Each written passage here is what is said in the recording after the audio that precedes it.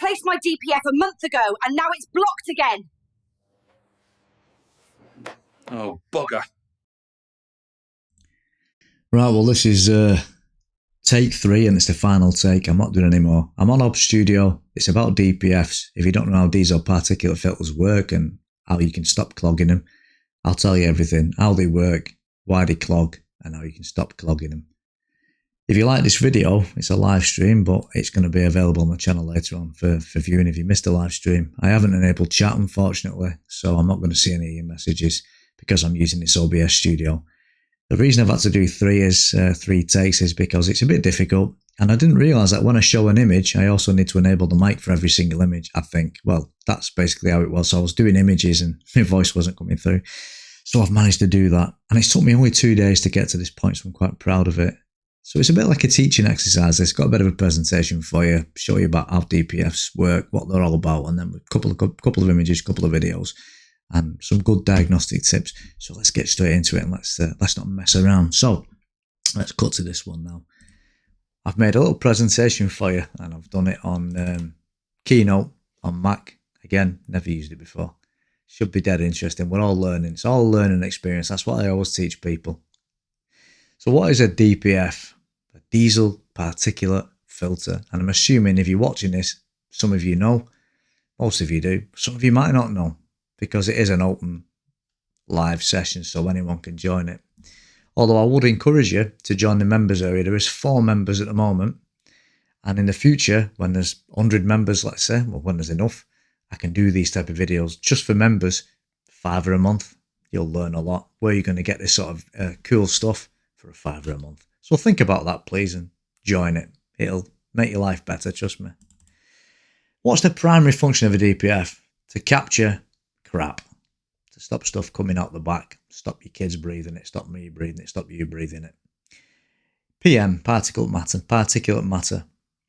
The soot from the exhaust gas. It traps that inside. Then we burn it off. And because we trap it, we're not breathing it in theory, or very little anyway.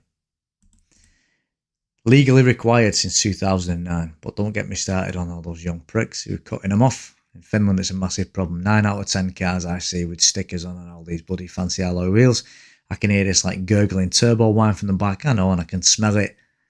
2015 car, 2018 car. I shouldn't be smelling diesel, should I? But I am. Now, thank God the police are stopping them and they're giving them big fines. So let's hope they all get fined, because nothing pisses me off more than these disgusting people who are cutting these things off. They're killing the planet and they're killing us. Think of it, as I've just said, it's a soot trap. These people are cutting them off, and all their sooty shit is going into your lungs, giving lung cancer to people. Let's be honest, that's what this shit does. That's why engineers and manufacturers spent years, and governments legislated, EU legislations, to stop this happening. Euro 7's coming out next year. It's going to be even more strict. That's why they're getting really, really keyed up in Finland now. Mobile units coming, sticking probes up the exhaust pipes, shafting them, giving them thousands of euros fine. Good. I hope they all get fined. How does the filtration process work? Well, let's have a look. Now, if I cut to a new diagram, or an image, which I've got, maybe I can talk over it, but you can't see the mouse pointer. That's something else I need to do. Anyway, it's a very complex ceramic honeycomb filter. It's actually a work of art, actually. Probably one of the reasons why they cost so much. So, I can see my audio moving on the screen, so that means you must be able to hear me. So, that is a DPF. At the front where the brown arrow is, that's where the dirty stuff comes out the back of the turbocharger. It's completely untreated. Then, like in most, I nearly said converter. In most DPFs, you'll have an oxidizing catalytic converter just where the brown thing is. So it's going to get scrubbed by a catalytic converter. Then you'll have a temperature sensor. And then just above the arrow, the brown arrow, you'll see the twin pipes for the differential pressure. So it'll measure the pressure before the DPF, and it'll measure the pressure after the DPF. Some BMWs, the old M57s, they don't have that. They just have one pipe, and they have that pipe just before it, because the overall back pressure increases before it, because it's not processing when it gets blocked. But the twin systems, single pipe systems, they both do the same thing. They just have different type of sensors, which we'll get onto a bit later. So as you can see, the little image of a magnifying glass on the right, bottom right image there, the brown particulate matter goes in, kind of gets trapped inside, where the magnifying glass is showing the soot. And then the black arrows coming out the top and bottom, that's the gaseous sort of escape of the normal gas, really, leaving behind just the particulate matter and soot. And the lovely blue arrows coming out the back is sort of kind of scrubbed clean air without particulate matter. Anything with the blue arrows is kind of clean. Bottom left image, you can see a channel, looks like an S, a double S shape. It's like an S and a number 2 built into one. You can see the brown arrow, the particulate matter's going in. It's getting stayed, it's sort of trapped inside that sort of blocked off tunnel, if you like. And then the gaseous exhaust gas is going through the porous material and escaping through the back. And that's essentially how that is working. So just as I've said, engine exhaust is forced to flow through the porous walls. It's literally, it can't go anywhere else. It's going to have to find somewhere to go, and it'll just bleed through that porous ceramic honeycomb and get out the back of the car and leaving all that disgusting stuff behind. As simple as that. Just as I've said, soot's too big, stays in, but the gas goes out. Fantastic. And the outcome of that is significantly cleaner gases come out the tailpipe, and the air pollution is reduced, and all the lung cancer and everything can be potentially reduced. Now then, I've got another image here somewhere. Let's have a look. Let me have a look for you. How about this one? This is ceramic. This is a industrial ceramic cylinder, and it's obviously bigger than what you would see on a car. However, you can see the sort of silica carbide material. That's like cement, the grey cylinder shape, and you can see the honeycomb structure in the middle, and that's basically exactly the same as what you have in your car. Basically, to be fair, this is a car one, except obviously that was a bigger scale. And as you can see there, essentially, if we zoom in a little bit, you can just see there the sort of tubes. You've got like the lighter coloured ones as the block part of the tube, and obviously you've got the darker coloured bits there, like the hollow tunnels, if you like, where the soot is getting trapped inside, essentially. So that's kind of what they look like, in a sense. And I've actually got one from a Peugeot. Someone has very kindly managed to donate this, Michael. I've put the link up there on Wikimedia if you want to go and have a look. You can probably take a photo of that and go and check it out yourself. So nearest to the bottom of the image, the tube, that's the kind of the outlet, if you like. The top of the image, sort of the north side of orientation, I guess, near his patio tiles, if you like. That's the oxidizing catalytic converter. And then below that, we've got the diesel particulate filter. So that's like a two-way system. You've got the oxidizing cap built in. You've got the DPF after it, the scrubber, and then you've got the even bigger scrubber. And you can see on the left side of the image, you've got that chrome-plated differential pressure pipe there. So one before and one after. And it can calculate then, obviously, the differential pressure after the DPF is going to be essentially a lot less than before it. If you've got this back pressure building up inside that DPF unit, it's going to build up, and it's going to build up where the catalytic converter is as well, all the way backing up to the turbo. But of course, after that, because it's blocked, there's going to be very little pressure because there's not much exhaust gas from the engine getting through. So that's essentially how that works. Let's get back to this. Now then, the problem, soot accumulation. This is the reason why we're making this video, this live, because biggest problem is how do we burn this stuff off? And sometimes it don't burn off, sometimes it doesn't do the job. So the issue, soot builds up, starts to clog the filter.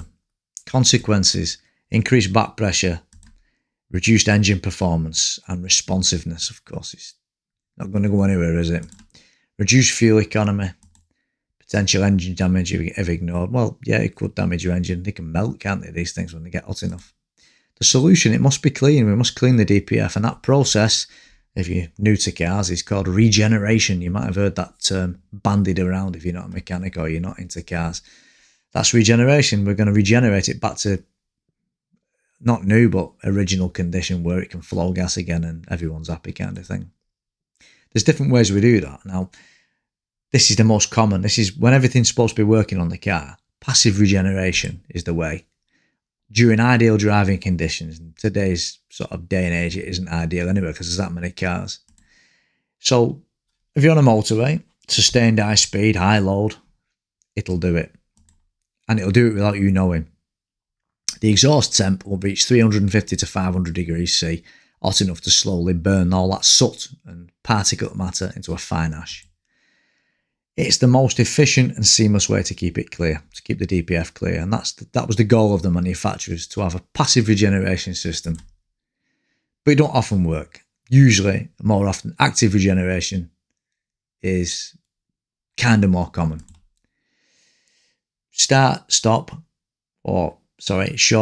start trips. Think dropping the kids off to day nursery or school. You know, these like bloody, what they call them, these Range Rover mums in London and stuff. They're just going back to home, get the nails done and all that business.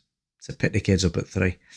They're a big problem, those diesels. City drivers, they drive 1-2 kilometres a day. They're the ones mainly. Old people going to the shop, pick their pension up if they've got a car, whatever. They're the ones, they're a nightmare. You can't have passive regeneration because the car's not going at highway speed. It's just like twittering around the high street all its life. Now the trigger for this, the engine ECU can detect the back pressure. I've put the reaching a preset blockage limit. Well, it's rewritten. It's written into the engine ECU by the manufacturer. So when the back pressure gets to a certain amount, it can calculate the soot load and everything like that. And it's going to say, aye, soot load's a bit high. This person is not going to go up motorway. We're going to have to do this ourselves. Let's just be more proactive. Let's do the active regeneration.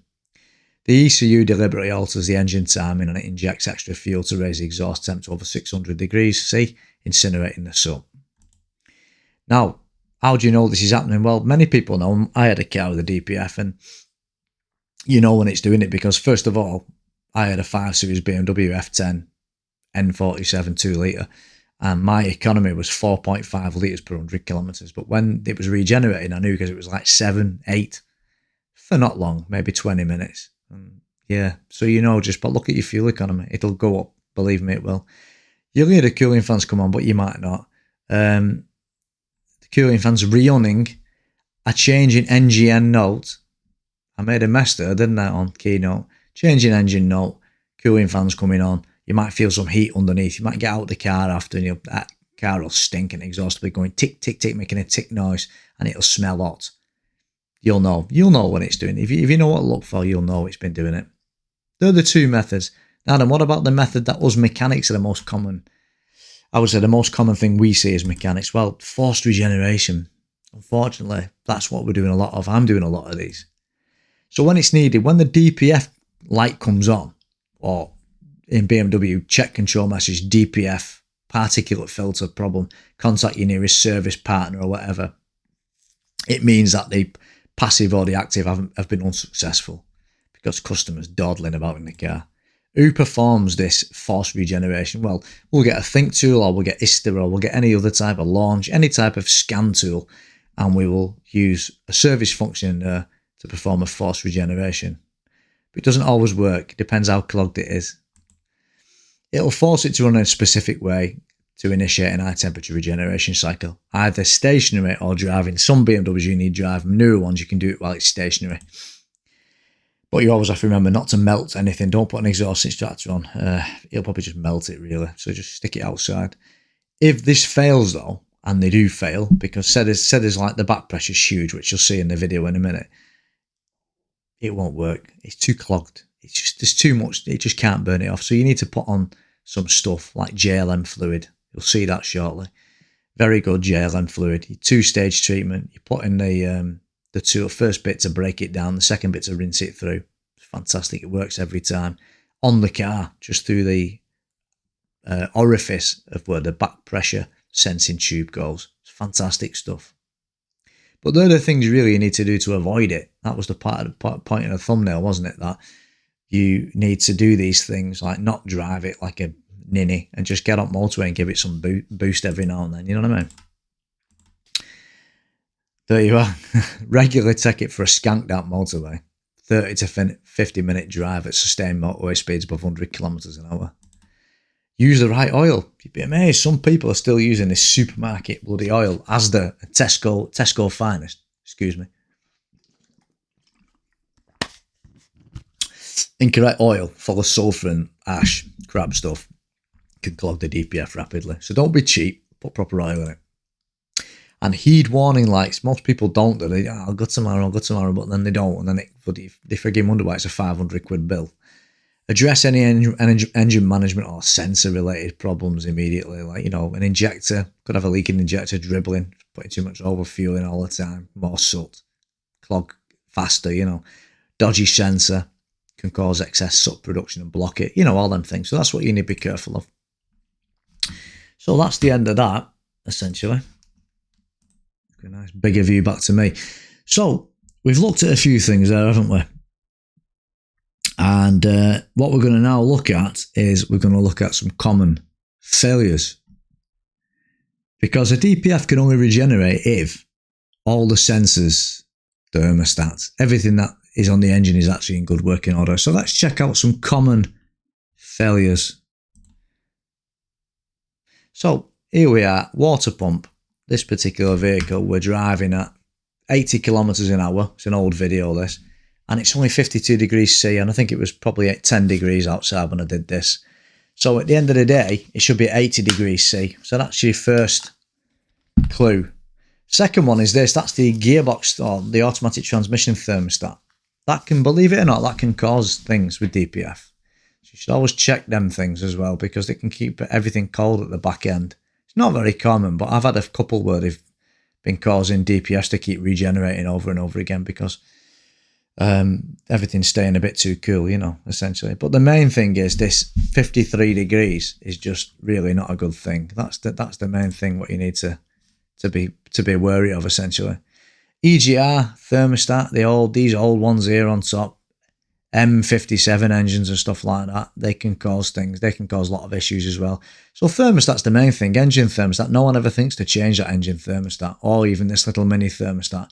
And you'd be amazed, but that causes just like massive, massive problems. You'd just be blown away by it. Most people, when I tell them that, yeah, you need a new engine cooling thermostat, they sometimes think I'm trying to shaft them, oh, why? It's DPF. Well, you try and explain to them, like, if that engine is staying cold, it's never going to get to operating temperature. And the DPF is just going to, the ECU will just keep initiating a DPF regeneration over and over again. But if it's unsuccessful every time, all that extra fuel that's going in, it'll just create more soot because it'll just be getting hot, but it won't be burning it away. So that's the main thing. They're one of the main things what cause it, those type of things. You'd be amazed. Now then, let's look at some DPF data and see what the situation is.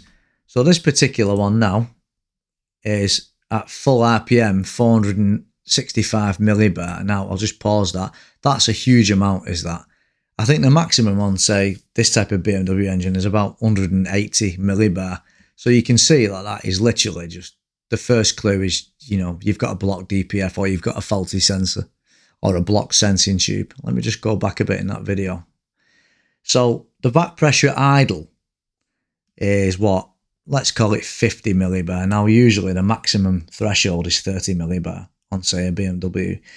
Now it's requested in the DDE a regeneration. The regeneration is enabled, it's not blocked, but it's not active at the moment. Last regeneration, it's in meters, but it's quite a long time ago, as you can see. I don't know what that is in kilometers. There's so many numbers there. A couple of thousand, maybe a couple of tens of thousands, I don't know.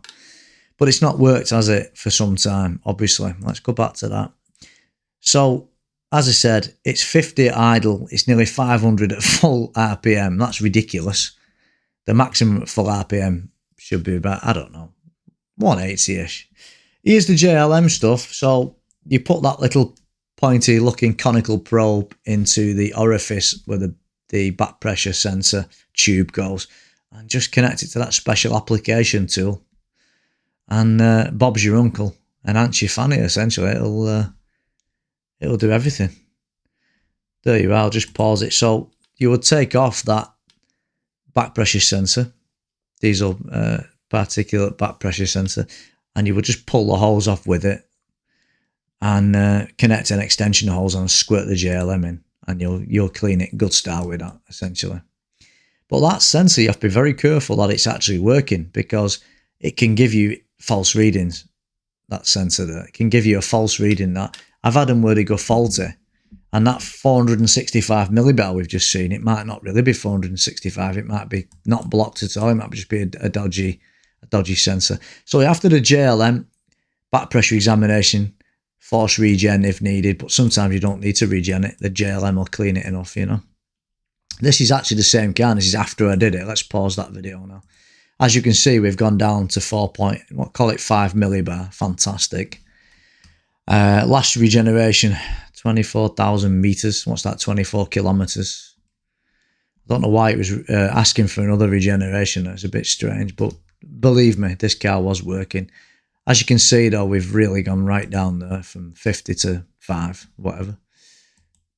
But I think in this particular car, if I'm right in thinking, there was an issue with the back pressure sensor anyway. And sometimes when they've got so much, there we are. That's at full chart now, I think, that one. So that's at full RPM, 4,000, cut-off speed, as they call it, 75. That's absolutely perfect. It's better than 500, right? You see the temperature's rising there rapidly. I've come off the throttle there. I'm probably on the road, I guess, there. And remember, it's only going to start regenerating at 270 degrees, the DPF. It won't do it. It won't do it at all. It will not start doing it at all. When the regeneration is actually going on and you're in a road test, you'll actually see regeneration not active, which is number 6 towards the bottom of the screen. It'll change to active. You don't really need that because you're driving. You've got to keep your eye on the road, but it's just handy. You can, you know, pull up at traffic lights or whatever, and you can see at least that it's active. Otherwise, you wouldn't know, would you? Other than maybe the fuel consumption going up. So that is a successful way of cleaning it without taking it off the car. Yeah, force regen succeeded 25 kilometers ago. And I was probably on a second road test. Here's just some live data: exhaust temp before cat, coolant temp, and engine speed. You can see 4,000 RPM there. I don't know, I must be in the workshop there. I'm not sure. But the point I'm making is that the temperature, the coolant temperature, before was 50 something, if you remember. It was something like 50, wasn't it? 52 or something like that. But it's going up now. You can see 62.9 about idle there. And yeah, 63. So it's going up. And that was with the thermostat, cooling system thermostat change as well, you see. That's another split screen, what you can see there. Now then, I want to just pause this. The charger temperature, which is 72.35 degrees. There, actually, it's the same car. You can see it's nearly 80 degrees. That's what you want to see. That when it was at 50 degrees is going to stop your DPF regenerating. So change your thermostats. Charger temp sensors, they cost about 20 quid. They're very, very common to fail. And as you can see, at 72 degrees, it's probably a little bit on the high side. But then again, at the end of the day, it's coming from the intercooler. And I believe this would have been in the workshop at idle speed. So there's no forward air to cool it down. So it's probably quite plausible that. But beware of these, because sometimes these things can read a very high value. Say 40, 50 degrees C when the car is at minus 20 outside. And that'll mess up the DPF regeneration completely. The engine ECU will not have a clue what's going on. Unfortunately, when they do these old cars, they don't always have a way. They might just come up with a fault code saying charge air temperature implausible. That's the usual thing, you know. But sometimes they don't. Sometimes they don't. It's up to you to spot that live data. There might not be a fault code at all for that. You know what I mean? So they're the things you need to kind of be wary of. Well, I must say this live stream's going a bit better than the two balls ups I did before. Now then, these pressure sensors, how do we test them? Well, there's various ways to test them, but the easiest way to test them is to swap it, but they cost quite a lot of money, they're very expensive. So these sensors are actually Wheatstone bridges. I've got one here somewhere, let me find it. There we are. So that's a back pressure sensor. That's basically the one you just saw in the video. That's a brand new one from Schmiedman, our parts department. Kind of put a nice background on with cap cut. And inside that is a very sophisticated circuit called a Wheatstone bridge. Got a couple of videos about that on my YouTube channel. You can have a look at them. The sensing port, the tube, you can see there, that's where the back pressure from the exhaust system is going to come inside. It's going to depress a membrane inside that device. It's going to push on some gel, and as it it puts more pressure on, it puts more pressure on the gel, and there's some strain gauges, and those strain gauges, they react to the pressure, they convert that downward pressure into like a proper value that the engineer so you can understand. Well, these things do go faulty. When you've got 400 or 500 millibar back pressure, where that orifice tube, as you can see there, they get hot and they start to burn the gel away. Yes, they do. The gel just basically bakes away to nothing. It becomes dry, and therefore it can no longer depress the internals, so you get all weird, implausible values in that sense. And again, I've done lots and lots of things on my channel to show that, how those things work inside. Now then, the best way to test the sensor is to do a manometer test. Well, you'll put a manometer. So what I'm going to do on this now, I've just took that pipe off. You can actually see it's completely full of soot. That's a good sign.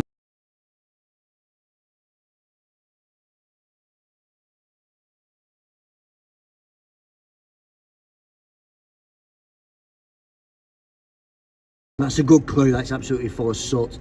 So I'm expecting to see a very good back pressure reading, just like we saw on Think Tool. Now it's time to connect our manual gauge and manometer and see if it matches the Think 2 values. If it does, then we need to look at the DPF more.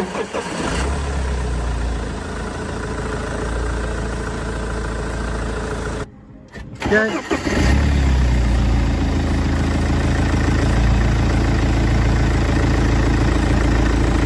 So what I'm going to do on this now.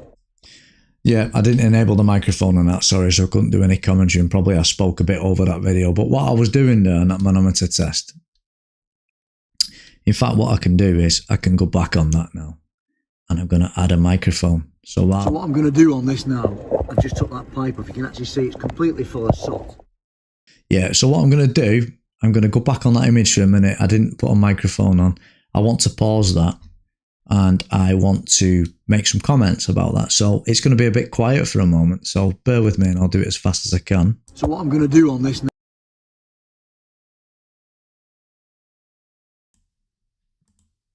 Right, good. I think that's now working. That was pretty goddamn quick one. It's the only one I didn't add a microphone to. So what we're doing on this, let's go through this video properly and see exactly what I'm doing. You can actually see it's completely full of soot.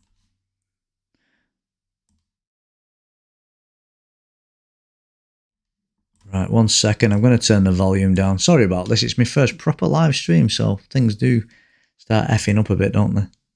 Hopefully you can't hear the video now. Yeah, there's the sensing tube. We put the JLM fluid into clean. You can see it's all skanky. This is before I did it. That's the manometer hooked up now. So we just got it on that tube. We're measuring the pressure. Got a young guy in the car. He's going to rev it. You can see my face, so I'm not very impressed. This was prior to cleaning, prior to doing anything. So you can see that there. It peaked at about what, 3 psi gauge. I think it was 3 psi gauge, which seemed to be quite a lot at the time, actually, to be honest. 3 psi gauge. This is not a very good quality gauge. It's reasonable, but it's kind of cheap, and it's not really what I would call extremely accurate, because 3 psig isn't really like a huge amount, is it? But I can promise you that when the DPFs on these things are blocked on this gauge, that's kind of what you see. When they're not blocked, it virtually never comes out of the zero box, really, to be honest. I would love one in millibars, but there you are. Anyway, that's what we do. That's basically the type of gauge I use, and it works every time. It works, and it essentially helps me to work out if it's blocked, if it's not blocked. It's dead important you do that test. And the reason it's important you do that test is if that tube is blocked, and say the DPF is also blocked, or whether it's not blocked, it doesn't matter. But if that tube is blocked, even your manometer might show a very low value, but in fact, actually the tube's blocked, so the back pressure is much higher than what you think. So if you suspect that, get a pipe cleaner. Remember them old pipe cleaners? What you used to get your granddad's pipe, you used to clean his pipe with pipe cleaners. Get a good strong one and just get a pipe cleaner down and try and get it in. If it doesn't go in, or you feel some resistance, a lot of soot, then you're in trouble there, because even compressed air usually doesn't get them out. And that then it would be a case of put something in there, maybe that JLM, and leave it overnight, or something to soften it. Because if it's blocked, you can't get a value in your manometer. Well, the back pressure sensor is going to be reading perfect values. It's going to be reading very low pressure. The engine ECU is never ever going to be able to initiate a DPF regeneration, because it doesn't think it needs one, does it? Because if it's showing 5, 6, 7 millibars at idle and 25 at full chat instead of 500, which is what it should be if it's blocked, it's never going to do it, because it's a stupid system. It just can't see what you can see. It's just going to assume that it ain't blocked, but it is blocking, and all along you're losing all this engine power. Your fuel economy is going like out up the wall, like 10 litres, 100 kilometres. And I've seen that a lot, unfortunately. Now I've shown you how to check the back pressure with the manometer on the engine, the physical one, which you should always do. Never rely on data from a bloody sensor, because it could be faulty. I'll show you how to check a sensor. Now, before I do that, I just want to show you I'll show you the sensor first. I use a Mityvac, little handheld vacuum pump, and then what I'll do is I'll look at live data, and you can scope it, but there's no need to scope it, because live data, if it's working, it's only the same as a scope, basically. That's it. You can go on the signal wave if you don't believe the value, but generally speaking, what you see in a test tool is pretty good, if it's working. So I paused this one, I took the volume off this one. So that's me hooking the Mityvac up, same vehicle. That's the live data of the sensor, and I'm just going to apply some pressure on that now. And as I apply pressure, you can see we've got a positive result on the screen. It's going up. Now, it doesn't mean the sensor's working. It means it's registering pressure, but it doesn't mean it's accurate, does it? So you need to make sure that when you check the pressure, it is actually, the pressure on the screen is kind of mirroring the pressure what the Mityvac is showing. I think the Mityvac is in PSI and it's in bar, but you can always use an online converter to convert it to millibar. Or in this think tool, this little think tool here, I think you can put the chart onto PSI or bar anyway. Anyway, the goal is that it must kind of match the live data value. So if it's, I don't know, 100 millibar on your Mityvac, it should be 100 millibar on the live data. If you've got a difference, you trust the Mityvac more because it's British made, then it's freaking never wrong, It's a very accurate gauge. So then you need to think, probably sensor's goosed. You can open it up after and you'll see it's all dried inside the job. So they're the main things that cause it, really, to be honest with you. Driving habits, knackered sensors and stuff like that. Yeah, they're the main things. Even clogged air filters can cause it. They're very funny, these diesel systems. If one thing goes down and it's reading the wrong data, the engine ECU is going to get screwed up big time. Now then, I've got loads of cool stuff on here still. Let's have a look. What have I got now? I've got some other stuff. Back pressure with Mityvac, manometer test. Was it the back pressure test? What's the back pressure? This is very important. You see how it's flickering, that back pressure sensor? Let's put it in graph form. 1 second. So I'm going to have to go and add another microphone to this now, because my voice is there. I'll let you listen to it. Then I'll add a microphone and we'll come back to it and we'll discuss it. Where was it? Let's have a look. Here we are. Pressure sensor. I've got so many things on here now. I'm learning. It's my first ever stream, so don't kill me. Right, I'm going to put this on for you now. Just listen to what I'm saying on the video. Then I'm going to add a microphone on it as the video's playing. And then I'll pause it and we'll discuss it. What's the back pressure? This is very important. You see how it's flickering, that back pressure sensor? Let's put it in graph form. See how it's twittering like that? It's not right, that. It's not normal. It's doing that because it's knackered. Back pressure sensor's buggered. That's another thing that can go wrong with these. Let's check it. Back pressure is huge. It cannot be more than 30 millibar at idle, and it's 140, 120. It's dropping. That's not normal. Sensor's knackered. Right, good. So let's go back to the beginning on that one. I think this might even be a different car, actually. Let's cut off the audio for that and let's play it again.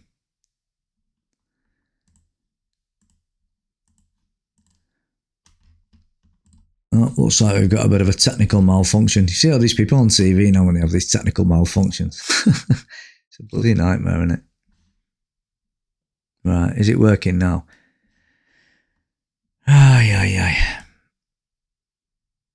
Right, where are we? Yeah. I'm trying to get to that bit now to show it again, where it's twittering, essentially. From what I remember there, the ignition was on. And yeah, see how it's twittering like that? I mean, I said it all in the video anyway. I can promise you that it will be a faulty sensor when it's doing that. When the ignition's on and it starts twittering like that, it's already started to break down. It's working and it'll work. However, you need to understand that when they start doing this and reading these weird random values on their own, that at some point they will fail. Of course, then the engine's running and it's, you know, working normally. It won't fail straight away, but it's starting to fail. That's the point I wanted to get across in that video. Also, what I want to say on these videos is something, I give you some tips, what people don't always tell you. Those sensors default to something like just shy of 9,000 millibar when they're disconnected. It's a bit like when you disconnect a temp sensor, it goes to -40. Well, on that type of sensor, it defaults to about 9,000 millibar when it's disconnected. It's just the way it is. That's how it does it.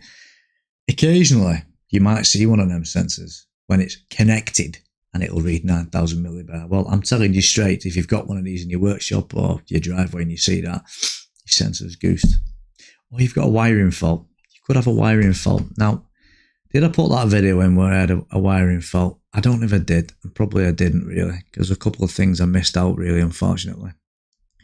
I'm just looking through my list on this Ob Studio now if I've put it on or not. No, I don't think I did, unfortunately. Backpressure sensor, monolith. No, I didn't do it, unfortunately. Nope, I didn't do it. Anyway, I hope you learned something from that. I think for my first live stream, it was quite reasonable. I mean, I'll make better ones. And as I said, become a member, because if you join, it's a £5 a month. I don't make that much out of it. I think YouTube takes £2 out of that. So €3 per person I'd get. But it's not about the money. What it's about the fact that I'm live streaming this to the whole world, but people might be watching this and they might not be into cars. They might not really find this interesting. But if you find it interesting, I'd like to build a community on the YouTube channel so that we can all discuss in the community area what videos you'd like me to make next, for example. Well, it's pretty hard to do that when people aren't a subscriber and people aren't really into cars. So I really kind of, I want to start teaching now. Now's the time to start teaching. And I'm not a teacher. Probably I made a complete balls of that. But, you know, we've got to start somewhere, haven't we? Because we've got a lot of people in this industry now. They're not very good at it. A lot of idiots, a lot of young people that come in and they're not being taught anything. Not good. So I'm here because hopefully I might be here for a few more years yet.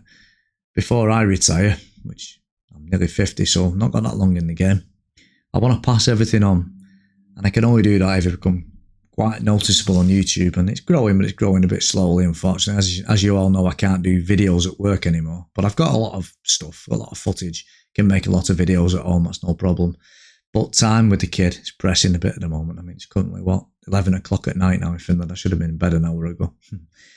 But I made a mess of this live stream. So please become a member and subscribe if you like this video, if it helped you. And if you can like and leave as many comments as you want to leave, kind of the more comments you leave on YouTube, it pleases this stupid algorithm. This algorithm is a goddamn bane in the arse. It is a bane of my life, bane of everyone's life. If you don't leave a comment and you don't like it, YouTube think that no one's engaged with this video. You know what I mean? I know the video's long. Jesus Christ, it's been going on for what? A long time. This is a long video. Jesus, 40 minutes. Christ almighty. Probably, I don't think any of you have watched it for this, to the end. I don't think anyway. Next time, I will put the chat on and I'll try and make this a once a week regular thing, and I'll work on something else now that you might like. I'm using the YouTube search and discovery and all this type of stuff. They give you ideas on YouTube, what's trending and what's not trending. And apparently DPF stuff is kind of trending.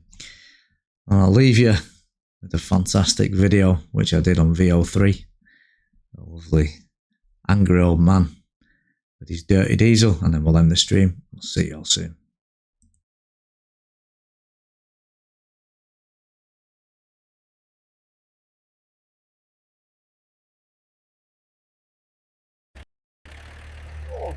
Have you never heard of a diesel particulate filter? Blood